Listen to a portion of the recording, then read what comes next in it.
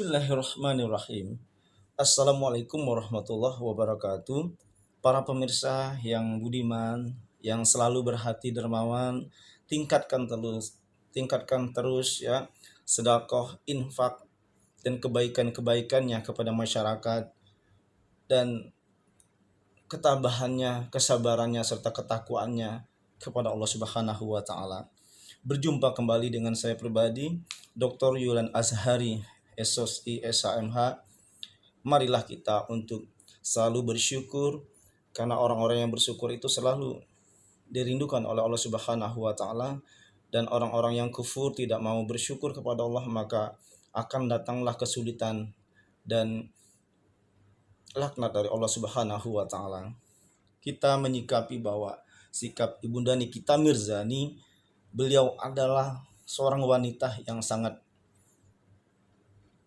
kerja keras, seorang wanita yang berani di dalam memperjuangkan rumah tangganya, di dalam memperjuangkan nasib anak-anaknya, putra-putrinya.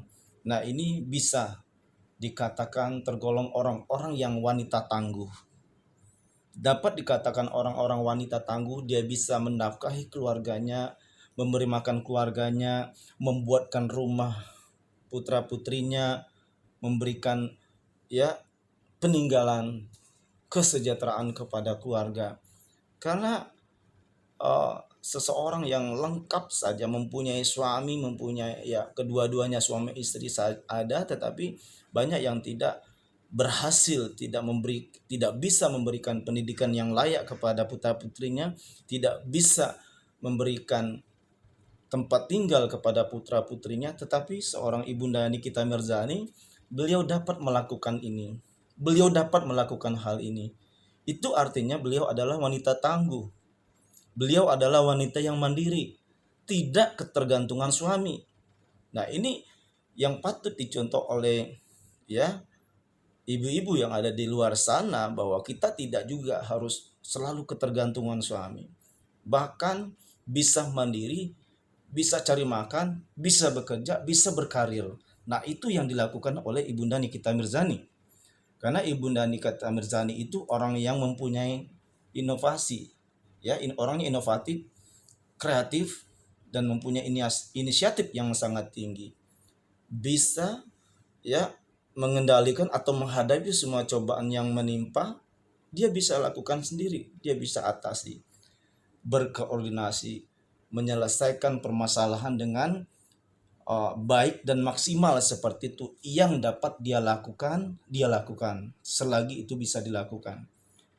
Karena di muka bumi ini tidak ada manusia itu yang hidup dengan kecukupan paripurna. Tidak ada juga manusia itu yang hidup dengan mulus saja. Pasti kita, apalagi untuk mencapai kesuksesan, banyak persaingan di sana sini, banyak tantangan yang harus kita hadapi. Begitu juga hambatan-hambatan atau kerikil-kerikil, bahkan orang yang banyak pihak-pihak yang selalu memberikan halangan kepada kita, hambatan. Nah, ini biasalah, itu kehidupan di dunia. Di dalam kita menggapai sesuatu kesuksesan, pasti akan banyak mendapatkan cobaan. Nah, di sini Allah melihat orang ini bisa melewati apabila dia dikasih ujian sama Allah Subhanahu wa taala. Bisa nggak dia melewati ujian ini? Nah, kalau orang dikasih cobaan dia tidak bisa melewati ujian ini dengan baik, bahkan dia putus asa, dia selalu berkeluh kesah. Nah, kalau Ibu Nikita Mirzani, dia tidak pernah berkeluh kesah, dia maju terus pantang mundur.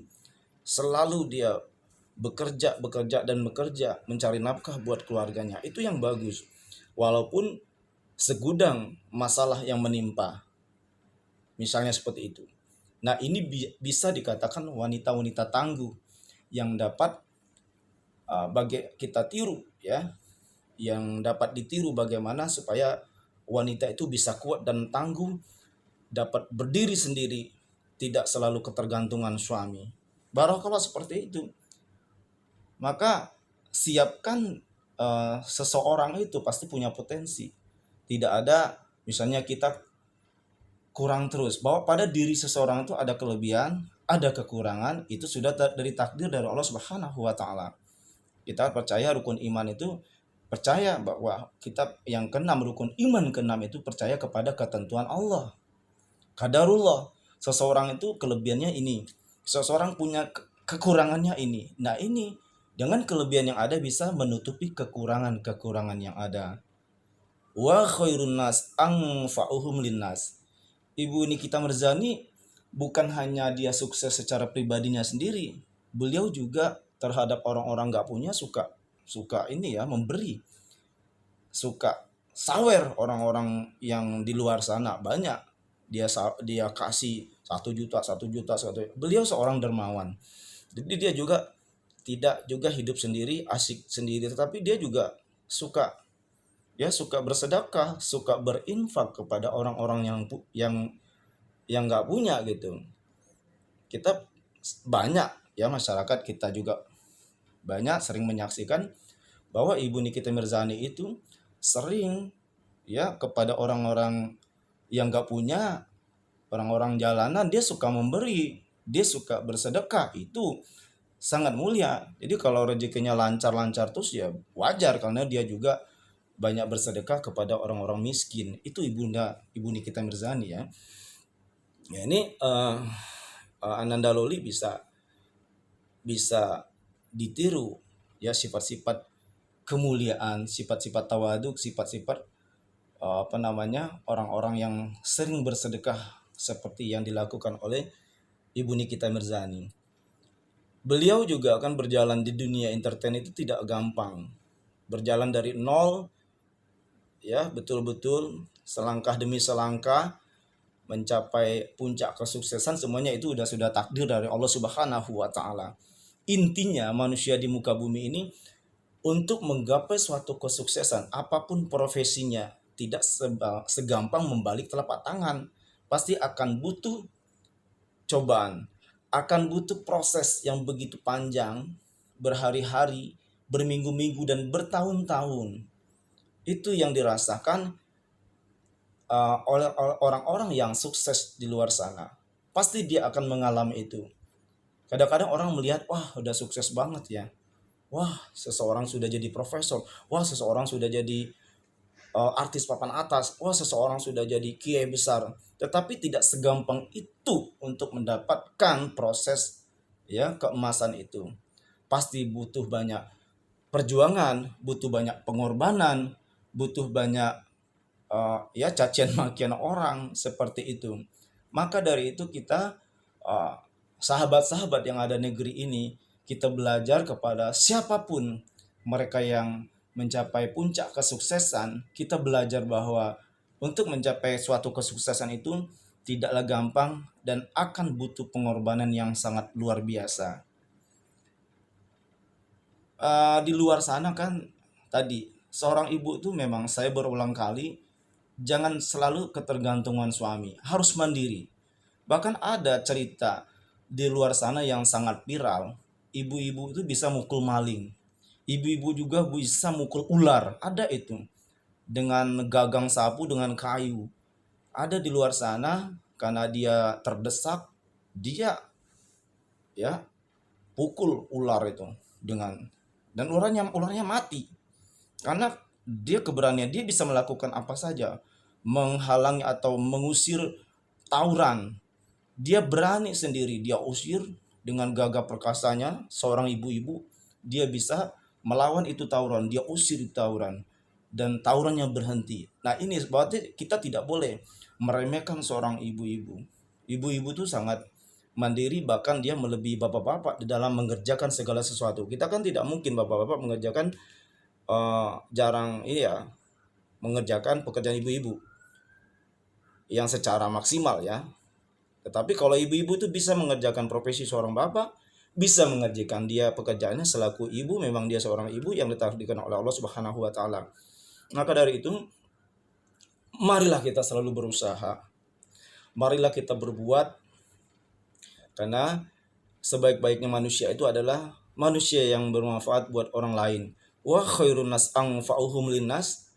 Nah, seperti tadi kita bersedekah, tidak boleh pelit, tidak boleh kikir, tidak boleh perhitungan memberikan segala sesuatu kepada orang-orang susah atau orang-orang di lingkungannya.